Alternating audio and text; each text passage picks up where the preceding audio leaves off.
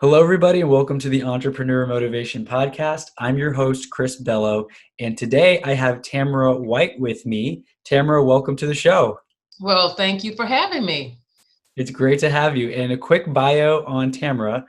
Tamara White has more than 30 years of working in a profession that stresses helping others and has counseled and coached thousands during her career. She takes pride in partnering with and empowering women to adopt more fulfilled, productive lifestyles. Having worked with many through public school programming by serving in the role of clinical therapist, working with vets, or as head of her own business, she has developed insight which she uses to successfully help women live courageously. She's the creator of the Courageous Woman Effect. As an empowerment coach and speaker, she works with women who want to live courageously. When speaking, she presents with clarity, warmth, and compassion. During her speaking engagements, her goal is always to connect with the audience so that they leave better than when they came. Women leave with more belief and confidence, knowing that they can build a life that's successful and rewarding. One of Tamara White's goals is to assist individuals in overcoming stress, doubt, and fear. While recognizing that life can bind us down, she guides her clients into finding healthier options, thus allowing them to be more at ease when handling day to day challenges. When overwhelmed, burned out, doubtful, or sad, often we simply cannot sit and be fully transparent with a friend or our minister. We need someone to go and be transparent, someone who will offer candid, objective responses. Tamara White's solid background as a professional counselor, therapist, and educator equips her with the proper strategies, and she will always demonstrate the ultimate confidentiality. She enjoys family time, chocolate, dancing, and loving on her three precious grandchildren. She holds an undergraduate degree in psychology and a Master of Science degree in educational psychology. She's a licensed professional counselor, certified professional life coach, and holds a professional speaking certificate. Well, wow, it's great to have you on. These are all things that I need to work on as well. Thank you, Chris. It took a lifetime, but you'll get there. Oh, yes, yes. I actually just posted on social media yesterday that I was having one of those days where I just felt overwhelmed. And of course, I compared myself to some others on YouTube that they hmm were millionaires in their early 20s. And here I'm hmm like 29, and I'm like, man, I still am trying to figure this thing out. Yes, And I yes. was just in that really dark place of feeling like I'm behind, right? And so I hmm feel like this is perfect timing where we get to address this. But I did have That's some true. friends reach out to me and say, hey, just focus on improving all areas of your life always. And in time, it will hmm come. So, hmm It does. It takes time, Chris. It takes, yeah, and I tell myself that same thing. So I think we're all in that same whirlwind. When you're an entrepreneur, you just never feel like you're where you need to be. There's always another so plate of true. stuff to do. And we have to do a lot of self-talking every single day because as soon as you open up social media, it's like, oh my God, I didn't know she was doing that. Let me do that. Right. You just can't do it. You got to put some stops on Absolutely. it. Hmm So I'd like to let you kind of guide the conversation. I know we had a few ideas of where we can go with today's Okay. episode, but I Okay. know you'd like to speak directly to the audience that's probably feeling that self-doubt or the fear. Yes. And I know Yes. we even said it's December. A lot of people get the holiday blues, Yes. like that. Yes. So what Yes. what what Yes. topic do you think would bring the most value to maybe entrepreneurs who are having that self-doubt and maybe feeling like they're not quite where Yes. they need to be? Well, I think, of course, the fear and doubt is what is going to stand out because, someone hears this in March, they're not going to worry about the holiday blues. Right. So we can kind of combine some things. But Okay. I've learned in my journey of working with people for 30 plus years, children, adults, families, teenagers, all age brackets. Fear and doubt is one of the things that does stress us. And fear and doubt can take you out. It can take your business out. It can take your life out because you're constantly second guessing yourself. So, in the So profession that true. I've been in as a therapist, is a little bit different than coaching because in therapy, if I can give people the difference in therapy, we're always looking back on what happened, the backstory, the childhood, and all that kind of thing. Moving forward is what coaching is all about. Coaching is about what's happening in your space today, and as we're looking forward. So there is a difference, and people ask me that all the time. And I said, well, I've done a lot of work with people about what's going on in the past, but we're going to look at the future. So what oftentimes comes up is that there's been a lot of fear, there's been a lot of doubt, a lot of stress in one's life. Um, People have been told some ugly stories about when they were growing up, and so now that does take place in their lives today. And even as we step out, we need to know that fear is a normal byproduct of being a human being. We're not going to get rid of fear because it's natural. I mean, there are certain fears. For me, like a fear of a snake, that's a natural fear, right? It's a legitimate fear, yeah. That's a legitimate fear. So we just have to start learning what the difference is. Right. So when we see fear pop up on a regular basis all the time, that's when a person really needs to reach out for some help. And of course, my platform is with women, but this story can be for anyone, you know. So I want to open that up that I serve women. This kind of issue is a human being issue about fear and doubt. And one of the things that one needs to do now that we know that it's a natural byproduct of being a human being is we have to not run from it, Chris, but we need to embrace it. And I know that sounds like, what are you talking about? Embrace it. But you and I both said that when we started opening up that, yeah, we're entrepreneurs, so there are some fears. You know, people have fear of speaking, fear how the Always. business is going to succeed. And so when I see that pop up, I recognize it. And that's the first cue is just recognizing that I'm in a fearful moment right now. And there are days that I'm not. And like you mentioned earlier, you had a moment. And then today you feel like you can conquer the world, like I'm Superwoman, you know, Yeah. Superman, you know, like, what are you talking about, fear? Get out of here, you know.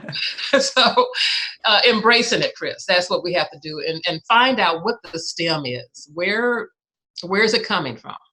Where's it coming Um, from? That's where's that's it the question to ask for coming? sure. Yes, yes. Where is it coming from? And then you identify and you start breaking it down into chunks. And some of it's very small.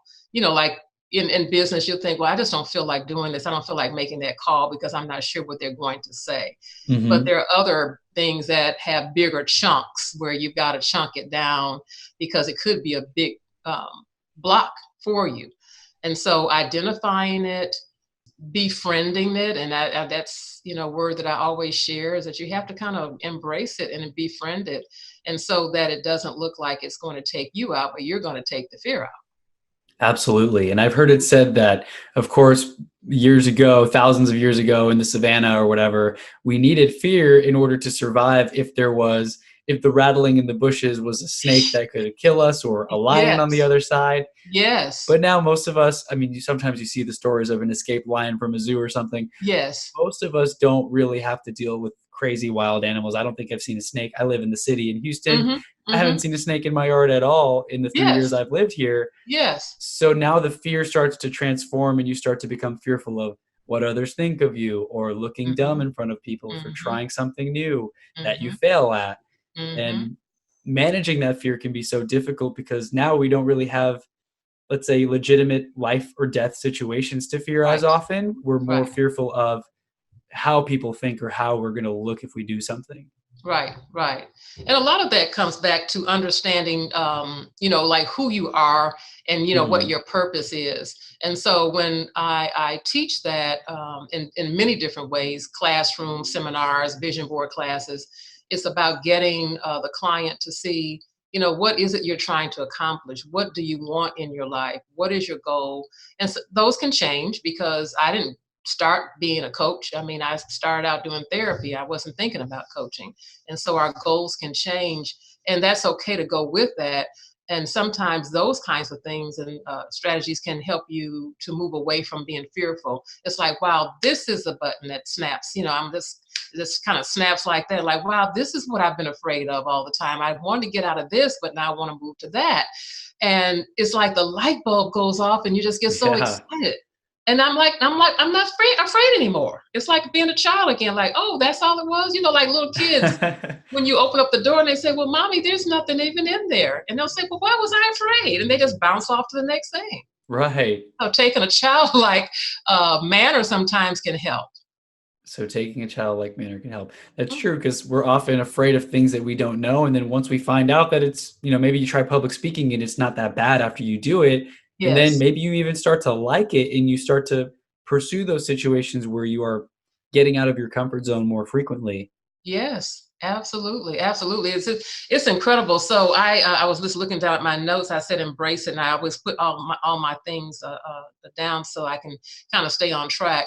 But Yeah. understanding that purpose, understanding the vision you have for yourself, and befriending the fear. And then once you have an understanding on that, you have a pathway to move on the other side of it. There was a book one time that said, "Feel the fear and do it anyway." Oh, I you love know. that. Feel the fear and do it anyway. Mhm. And I've even heard it said that if you're not failing, if you're not trying new things and failing, you're not doing big enough things. That's right. So that is the hardest part. But once you start to accept that and understand that that's part of the process, Mhm. facing your fears and overcoming challenges, Mhm. then you start to get more comfortable with getting yourself into those situations that will help you grow. That's right. Because the old acronym of fear was false evidence appearing real. Oh, And yes. man, I used to hear that all the time, but it's so true because we make it up in our minds. The story is in our heads, and it's not always accurate. That's so true. So Mhm.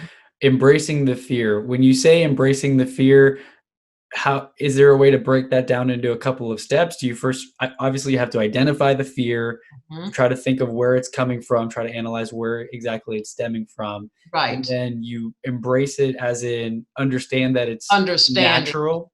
Right, that is a natural part. It's Okay. like you're befriending it, in a way that you know how you can befriend something knowing it's not gonna be your friend, but for that moment, you can just say you can befriend it because you Right. really need to understand what it's all about, and oftentimes, we don't take time to really understand anything. We're just hopping along from one thing to the next. And what happens, Chris, is these things pop up in other ways. It's like it was here this way today, and then tomorrow it shows up this way. So befriending it is just a small way of saying, understanding what this fear is about and what do I need to do to conquer it. So that's why people reach out and talk to a good friend and make sure that good friend is not somebody who's going to tell you the wrong thing. Yeah.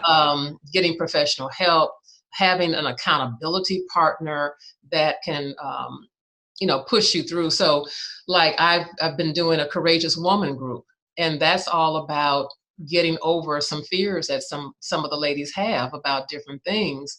um, and you might not have that fear, but the fear for them is real. And then we started breaking it down, like what does that look like? And then you dig down and say, well, I was always told I couldn't never do any of this stuff. And it came from my mom or came from Uncle Joe or something like that. And then I'll say, okay, Uncle Joe. Okay, so we got Uncle Joe on the books. So now moving forward, what is that you really want to do? And then that truth comes up. So I had a client one time that wanted to like have her own space. And she was just afraid of telling the family members that she didn't want to cohabitate with them any longer because she felt like she was just being mistreated. And Mm, mistreated meaning, okay, you can watch the kids while we run out. And so she said, I really want my own stuff now. yeah. And she said, I'm a little afraid of telling my kids that I can no longer serve them in that way. And so that was a fear for her. Just those kinds of small things, but it impacted how she wanted her future life to look.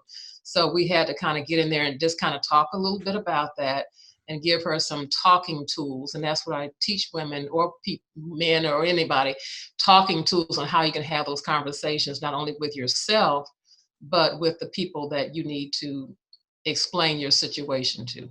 That's powerful because sometimes you're forced into those situations and they can be a little awkward at times of how to address it, Mhm. especially for someone who's non-confrontational. I consider myself very non-confrontational. I never start arguments. I kind of just bite my tongue instead Mhm. of saying that thing that I know is going to start a battle between, a Yes. household or even a classroom Yes. back in school.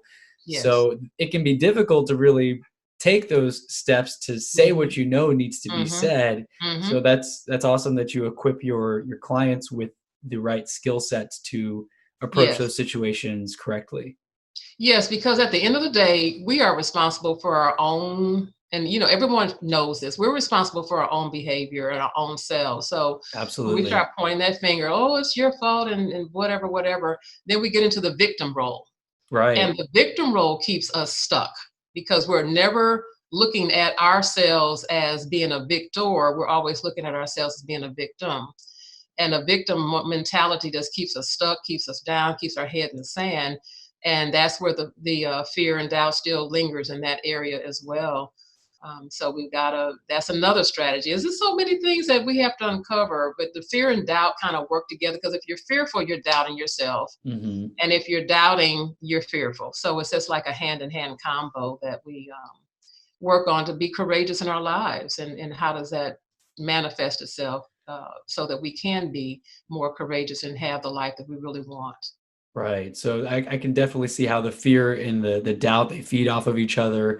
As you Mhm. become more fearful, you doubt more. As you doubt Mhm. more, you become more afraid. It's a Yes. vicious cycle. Yes. And it's something that entrepreneurs at all levels have to overcome. Even people who have quote unquote made it and are Mhm. successful, I Mhm. oftentimes see videos of them talking about and confessing to, here I am in the spot that I was always trying to get to, and now that I'm here, I still have self doubt and fears and things Yes. that I thought that I wouldn't have to deal with. I still have to deal with every single Yes. day. And it's okay to have that stuff. It's an okay thing. Um, I just want people to move past it, Hmm. to get unstuck with that. When it keeps coming up, you have to make a decision. We all have to make a daily decision. Is this going to keep me bound up, or am I going to move past it? And Right. when I see people not wanting to move past it because their storyline becomes the same storyline week after week, month after month, year after year, that I wanted to do this in 2017, and now we're getting ready to leave 2019. I never did it. And then what's the reason behind that? You have to want it bad. Entrepreneurship, you have to want it bad. Yeah. To have a good marriage, to have a good relationship, you have to want it bad enough to make those changes, and get over yourself and move on. Just move on with it and get the help that you need. That's why I'm a life coach, empowerment coach. That's why people are in different professions. If I have a tooth problem, I'm certainly going to find a good dentist. Get over the problem, get the problem fixed. Absolutely. And a lot of Mhm. times the problem is, like you said, it's something that's been planted. The seed was planted long ago when we were younger. Mhm. And I don't know about you, but for some reason, I had this debate with some friends the other day. I honestly don't think I remember anything before third grade for some reason. My earliest memory that I can think of, like right now, Yeah. third grade, I remember maybe a little bit Uh-huh. and beyond. Uh-huh. So, but then I've also heard that so much happens before we turn 6 or 8 or something like that. Yes. Yes. And Yes. it's really crazy to think of how much could have an impact on my life now and my self-belief, Yes. that I can't even remember right now. Yes. Personality development. We are who we are by the time of 5 to 6. Wow. That personality, that whole developmental stage of childhood is there. Mhm. And it all goes back to your family of origin. And we know that there's some good family of origins and some bad stories, but it Right. doesn't mean you have to live that way. But that's the developmental piece, because I've worked with younger children. I've worked with school age children. I've worked with high school students and middle school students, and a lot of drama and a lot of trauma that took place. And it all happened really, really, really early. So by the time Absolutely. you're in first grade, it's already there. Um, my daughter was teaching kindergarten, and some of the stories she would tell me with a 5-year-old and a 6-year-old, it's already there. Not knowing how to sit down and whatever was going on then. But yeah, a lot happens then, and so we have to work harder if we didn't have the right family of origin to make those corrections. Yeah, and at times it's not even our family's fault because 'cause they're doing the best they can. Right. It's everyone our parents do what their parents kind of did, and maybe they made Right. a few tweaks along the way, Hmm. but I hear this all the time is that if you grew up in a household that always had scarcity and lack and, "Oh, we don't have money for this, money doesn't grow on trees, we can't afford that." Those are the Yeah. types of beliefs that you start to tell yourself, things like that. It doesn't always have to be about money, maybe Right. about accomplishing a goal that seems, "Oh, be an astronaut, yeah, that would be great," right? That's right. But That's people right. are astronauts, right? So That's clearly it's right. possible. That's right. So That's right. overcoming that can be more challenging, I guess, as we ingrain those self-doubt, the self-talk in our mind over Yes. those primitive years. Yes, and you're absolutely right. It could be a whole circumstantial thing. It could have been a teacher. I mean, Yeah, I've talked to people that said their teachers told them, why are you trying to go to college? You just need to go to a trade school or something like that. And so we have to fight for those things. It's an internal thermometer that we all have, right, and some of us are able to, uh, you know, get up to the top of that thermometer, and some of us just bottom out. And someone asked me the other day, like, what's the difference? And I said, it's really an internal thing. It's a personal thing. I've seen families where maybe everybody just bottomed out, but one of the children, because they had the determination, the internal thermometer that said, I can do better than this. I want to be better than that. And it's all about that. It doesn't about it's not we're not defined by our circumstances. We're defined by what that internal piece says. I want to live my purpose. There's something in me that I know I don't have to be in this circumstance forever. And I work with abused children and abused spouses and things like that. And it's there's some that stayed, and then there were others that just said, you know what, I have a plan and I'm going to move on with my life. right. And for me too, I took a leap of faith to do what I'm doing. I was in the counseling field, and then I started working with my husband who has his own business. And then I realized that that was not who I am, and we had to have a conversation. So I know what it's like to make these hard decisions. I know what it's like to be fearful and doubt, because now I'm telling my spouse, where that money is the bread winning money, that I can no longer support that. I support you from afar, but I don't want to be in the day-to-day operations, because that's what lights you up. I need to do what lights me up. And so when I Yes. talk about befriending the fear, and I had to have a conversation with myself, and I had some wise counsel to get the words out so that I'm not hurting him, but I have to live my life and be true to myself. And that's the whole entrepreneurship. When people are stuck on a job or stuck in a situation or stuck in relationships, it's still the same. Bottom line, Chris, it's the same thing. You got to figure a way to get out of it and to improve Yeah. your life. And Tamara, I love what you said there, how you wanted to do it in a way where obviously you're not going to hurt your husband's feelings or you won't take it personally. And I love what you said there about doing what lights you up and he's doing what lights him up, Yes. because for so long, many of us do things that don't light us up or that kind of hinder our light or Hmm. maybe kill our flame a little bit inside because we're doing what the self-talk from when, all those years when we grew up, you got to do this, you got to get this job, you got to go to school, get your degree, work in your degree, stay at that company for however many years until you Hmm. retire. Hmm. Um, so that was always in the back of my mind. My parents had the best intentions for me, and I always felt like that's what I have to do because that's the path that I'm on. And it did take a huge leap of faith. And when I finally kind of, like you said, like a light switch, I just kind of woke up and the is like the light turned on of I need to do what lights me up, and Yes. life is too short to spend time on a career that wasn't, my passion. Yes, that's so true, and that's why whenever I'm teaching, I share my story, because any good teacher is going to teach out their own story. And Right. so when I talk about taking that leap of faith, those are my words: being courageous, waking up and saying, this is just not happening for me, and how do I want to live the rest of my life out, just kind of mulling around. Mhm. um, it just came clear to me that I needed to get back to what I do, because his industry is totally opposite of this. And Right. so I'm very happy now with what I'm doing.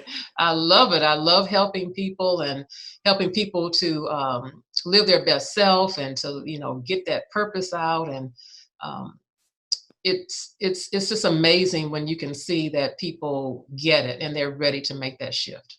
Yeah, so I'm just curious for your own shift when you took the leap, did your business look kind of like it does now, or has it evolved? Because that's something I'm struggling with too Hmm. now is I'm constantly wondering, am I focusing on the right things or am I closing off potential opportunities or ideas that would be more of a fit for what I'd like to do? So Hmm. I'm very good at being focused, but I'm wondering if maybe that's making me leave, miss out on opportunities that would be truer to what I'd love to Yeah. do, right? Well, I think, one thing I've learned in business is you really have to know what it is you do want to do, because Hmm. and how you know that is when you start to look at your Instagram and all the people doing different things, and you'll say, wow, that's great, but you don't get all like torn up on the inside like, wow, I need to do that too. And You're like, I I'm think, gonna let them do that, but it's nice. Yeah. yeah, it's nice. And so it evolves. I don't think I woke up one day and just had it all together. I think I'm in my third year of actual coaching. But when I think about my career of helping people, it has been 30 plus years. And so counseling and coaching really went hand in hand, because oftentimes I work with clients. It wasn't counseling, it was coaching. Like, okay, come on, let's get Yeah. going. Um, and now I have gotten very crystal clear that I don't have to jump into anybody's bandwagon but my own, because it's when it feels good in your gut, and when you know that you have your roadmap in place and this is what you want to do, you won't get strayed off into anybody else's stuff, because it's not yours. It's just what you want to do, not depending upon what someone else wants. And sometimes it means I just have to have little conversations with myself, have that one-on-one time, have a good business coach, which I do, to help me fine tune so that I'm not straying over to the left or to the right. I'm staying in the middle lane, looking straight ahead. Yes, that's so true. You gotta focus on where you want to go. I Hmm. heard this recently. I listen to a lot of podcasts and audiobooks. I Hmm. heard it on another book, or podcast rather, about white water rafting. If you look at where you want to go, you're going to go there. And they've said the same thing for skydiving. Like when you're landing your parachute, I've gone Hmm. skydiving several times. When you're landing, they say to actually for that it's a little bit different. They say look at where you want to land. Don't look down at the floor Right, because you're not going to land here. You're still going forward. right, Same thing with whitewater rafting. You right. can't be looking at the rock that you don't want to hit or you're going to hit it. You've got to focus on, as scary as it is, the rock's over there somewhere. You've got to focus on where you want to go. That's And then, right. of course, paddle as hard as you can, and you're going to get That's there. right. That's right. And I know everybody, no one is ever going to be 100%, because you look at some of your bigger coaches and you look at some of the TV celebrities and things like that, their Yeah. business is always evolving. Oh, they've done everything: books, Yes, master classes, yes, masterminds, yes, conferences. I'm thinking of Tony yes. Robbins right now. Oh, I know but but there's always a common theme though. Their common theme doesn't change, and that's what I've been picking up. Right. There was an opportunity one time I was listening. This is like several years ago, and of course, Oprah is my Oh, yeah. queen. She's my queen. And there was an opportunity that came her way. It was something to do with music, and gosh, I forgot what Spotify. I don't even want to say the name, but something to do with music. And there were some other big time stars that they were trying to collaborate, and they asked Oprah to be a part of that team, and she turned it down. And there was all this talk about, well, why? Why would she turn down such a big deal? This is going to be a big thing. And she said, it does not line up with my vision for my business. And I said, that's it right there. You're not just running because you're going to be on this and that. She said, it doesn't line up with who I am and what I project. It wasn't anything wrong with the concept, but it didn't line up with her projection. And I said, that's what we need to be thinking about, staying in our lane. But they Yes. always have that common theme, even though they're writing books and on TV, the theme is underneath it still the same. And they're staying in their lane. But the That's right. hardest thing I think for many entrepreneurs is finding the lane and discovering, Yes. is this the right lane? And maybe you Yes. switch to the new lane, and of course, the self doubt, you're still wondering if it's the right lane. And Yes. it might take a Yes. little bit of time and a couple It does. iterations before you're like, okay, this is the right lane. At least this is the lane that I choose to be in right now. Right. And there's nothing wrong with saying you're going to change it later, but you got to pick something. Yeah, What feels good to you? Um, I always look back, what have you been doing? What have you been attracted to? What do people say you're good at? What have people always said that you're good at? that's People have really good. always told me I listen well, and I hold their secrets and their personal junk, and so this goes back to high school when all that first started. I never put the whole package together, but as my career started going, you start to see the themes in your life. Just That's so really good there's been some advice. things for you, Chris, because you wouldn't be doing this had there not. You probably would have DJ on the high school broadcast system or something. Yeah, that I Hmm. love that what you just said because it's true. I mean, things can change. I'm thinking in my mind of an example. I talked to a kid recently. He went to high school with me, and he was really, really good at soccer. Like everyone thought he was going to get scholarships and go play professional soccer on the U.S. team or whatever, the Olympics. Hmm. And now he runs a startup that they've successfully raised money. They've been selling their product. He's been doing that for a few years now, and when I caught up with him recently, I was just saying like, "Hey, whatever happened with soccer and stuff? You're so passionate about it. You're really good at it." And he's like, "Yeah, that was my identity, but I realized that I wasn't as passionate as people thought I was." And Hmm. so he chose to change lanes and switch his identity completely and leave behind like the only identity he had known for probably 10 plus years to do something new, which is now how, he identifies now. Right, right. But I'm You know, sure we that was are very we difficult. it is difficult, but we are if when people sit still for a few minutes, and however that is in a corner somewhere, there's a running theme. If we were to just be honest with ourselves, there is a theme inside of everybody. Like I know, at one time there was a lady that worked with my mother, and she was a social worker. And I remember my mom coming home talking to me. She said, she wants to go to law school. And I was just like, what? She's a social worker and she wants to go to law school? But deep down inside, she said, I never wanted to be a social worker. It's what my family pushed me What? into or something. Okay.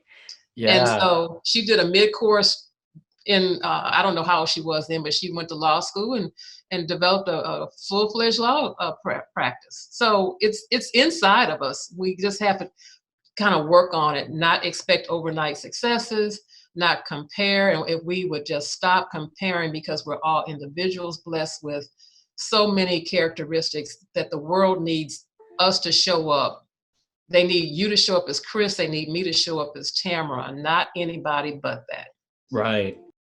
In defining who it is, because the hardest part is when you think you are someone based on who others have told you you are, and oh, you're so funny, you're like the class clown, like this or that. You're not that smart. You're always making average Hmm. grades. Hmm. It's very difficult to shift that identity because now you've put that in your mind so many times. Oh, I'm just an average kid. I'm not very good Yes. at sports. Yes. Um, in stepping out of that comfort zone and starting to realize like, okay, I can reprogram myself and I can level up and upgrade kind of Yes. like a computer would upgrade or a phone Yes. upgrades, right? Yes. Yes. Because you don't have to accept it. And like I said, there's that Right. internal, I said thermometer, but internal barometer, that internal drive that wakes us up and says, this is not the life for me. This is not the direction I want to go. And I don't have to believe those lies and terrible things Hmm. that were said to me. That's where the leap of faith comes in. That's where the courageous person comes in. That's how we walk and live courageously. We defy the odds. We stand up and we get the help. We call we'll call a friend. Somebody is out there that can help us. And some people do it on their own. It's just like a person who wants to stop smoking. Right. If that's your thing, I know many people just said, you know what, I'm not going to do this. I'm just going to stop right now. And some I have people can one. stop cold turkey, right? But Yeah, people others can do can't. it exactly. So it's all about that plan, that drive, that befriending the fear, that getting over yourself and saying, look, I'm going to have to do something different. It may mean changing your circumstances and your friends that you're around. Whatever you need to Yes. do, just being honest. It's so true because I think back to so many friends that I used to have a few years ago. I mean, I'm sure they're doing great. They invite me a few times to do things that we used to do. And I have a friend, for example, we probably haven't really hung out since middle school, maybe early high school, and we reconnected. I met up with him, and we just seemed so different. We'd gone on different paths, right? Mhm. He's kind of doing the same old thing that he always did. Didn't really have goals, kind of just going through the motions. And I'm over here like on another path, reading books every morning, like things that I never did ever, but that's Mhm. part of who I am now. And just it was just so funny because he texted me and said, "Hey, there's some construction going on over here. Do you want to try to climb up the crane?" And I was like, you should have asked me this like in middle school. Like this isn't something that I really think I would want to do now. Right, right, right, right. That's not who I am anymore. And the funny thing is that all the new people you meet, like us meeting now, or even my Facebook friends from the last 2 years, Mhm, they see this new side. They only see me now, mhm. whereas the old friends see me as the old Chris that they knew. And Yes. it's very weird for the friends I have who've seen me turn into the new Chris, where they're like, Mhm, "Whoa." mhm, Yeah, mhm. it's very interesting to see how things can change so quickly. But like you said, part of the sadness of that story is that, I kind of had to leave some of those friends to do Yes. their thing. And, they're still friends. That's great. I Mhm, might go to their wedding and everything mhm, here and there. mhm, mhm. But I've got to associate with the people that are in the places that I want to be. Well, there's an old thought that says it talks about your income, but your income is based on the five Yeah. people that you hang around. And I think that's true with your income and your friendships and your lifestyle and everything, because you take that on. You want to be in connection with people that are higher than you, as well Right. as people on your level, as well as reaching down to grab up somebody.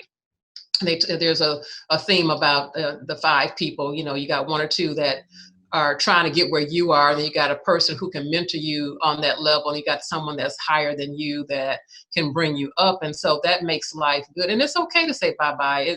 People can get all upset, but it's freedom in saying bye bye, because you're not having to worry about those crazy phone calls and all Yeah. that kind of stuff. And people aren't moving with you and moving alongside, and they're doing something, you're sharing stories. It makes life a little difficult when you have time with them. It's like, what do we talk about? I don't have anything in common anymore.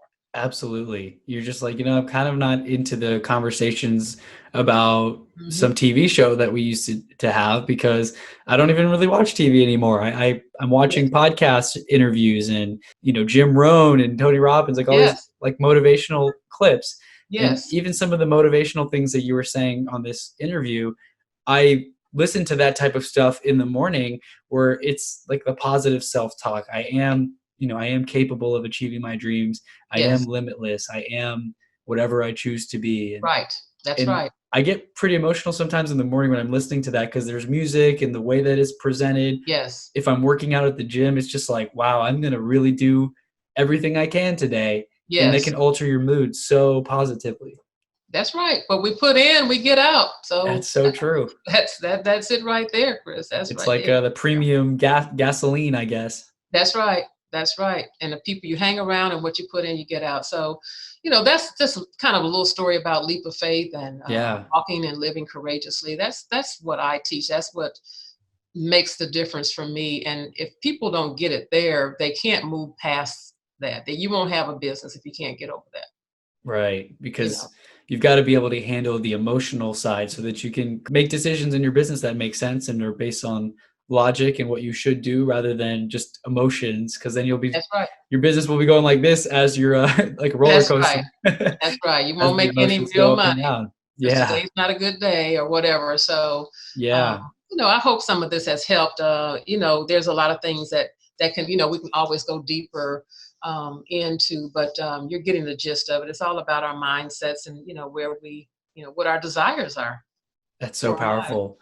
The Mhm. most difficult thing for me is from what I found is trying to think of where I wanna be or where I think I can go or where I believe I can go when Mhm. I've never been there because Mhm. like law of attraction, I'm always like, "Yes, I can be successful. I can be a millionaire. I can have all these things." Yes. But then you have that self-doubt of, "Well, you're not, you're living in this starter home and, you're not making millions of dollars a year and you can't take first class just yet on every trip that you go on, right?" But you will. But you will, yes.